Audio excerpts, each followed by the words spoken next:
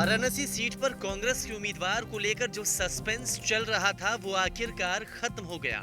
एक ओर वाराणसी में पीएम मोदी के रोड शो की तैयारियां चल रही थी, तो दूसरी ओर कांग्रेस ने वाराणसी से मोदी के खिलाफ उम्मीदवार के नाम पर मुहर लगा दी। कांग्रेस ने इस बार अजय राय पर फिर से भरोसा जताया है और वाराणसी से उम्मीदवार के तौर पर उतारा है।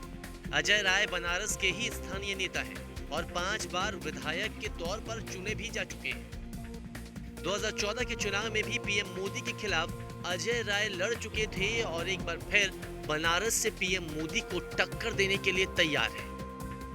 अजय राय कांग्रेस में 2012 में शामिल हुए थे और विधानसभा चुनाव में कांग्रेस की टिकट पर ही लड़ा था, जीत भी हासिल की थी। 2014 में कांग्रेस ने अजय राय को वाराणसी लोकसभा सीट से अपना प्रत्याशी बनाया। पीएम नरेंद्र मोदी के खिलाफ अजय राय को महज 75,000 वोट मिले और उनकी जमानत तक जब्त हो गई थी। अजय राय को लेकर जनता की राय क्या है, जरा ये भी सुनिए।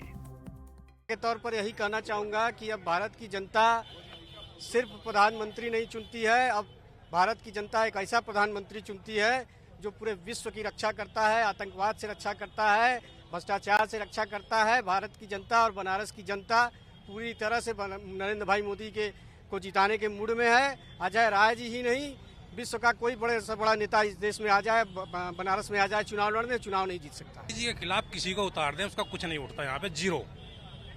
मोदी जी ऐसी शख्सियत है, पूरे वर्ल्ड में उनकी टक्कर कोई दूसरा नेता नहीं है, वही जीतेंगे। अजय राय को तो मजबूरन कांग्रेस ने उतारा है, मोदी जी का कोई कुछ भी नहीं कर सकता। पिछले चुनाव में अजय राय तीसरे नंबर पे थे, महज उनको 70,000 टिकट वोट मिला था और इस बार तो हमें लगता है कि वो 20,000 से ज्यादा भी नहीं जा पाएंगे। इस बार मोदी जी की रिकॉर्ड वोटों से जीत होने वाली है। अजय राय को और पूरी कांग्रेस को ये सलाह देना चाहूंगा कि एक बार वो बनारस में जो मोदी जी ने काम किया उसको आकर देखे। उसके बाद मैं ये दावा करता हूँ कि राहुल गांधी खुद भाजपा ज्वाइन करके और भाजपा का प्रचार करना शुरू कर देंगे। मोदी है तो मुमकिन है। बड़ी हास्यास्पद स्थिति है, कोई उतरना नहीं चाहता था तो एक कैंडिडेट है जो बार बार उतरता है और बलिदान देता है कांग्रेस के लिए, वही कहा जाएगा। मैं सच कह रहा हूँ।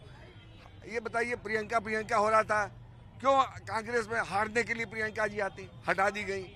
अब बेचारे अजय राय मिल गए, वो सबसे सीधे साधे बैठा दिए जाते हैं, वरना मोदी जी के सामने अजय राय कहाँ आते हैं, उनको आना भी नहीं चाहिए। इससे पहले वाराणसी सीट पर कांग्रेस की ओर से प्रियंका गांधी के चुनाव लड़ने की बातें सामने आ रही थी।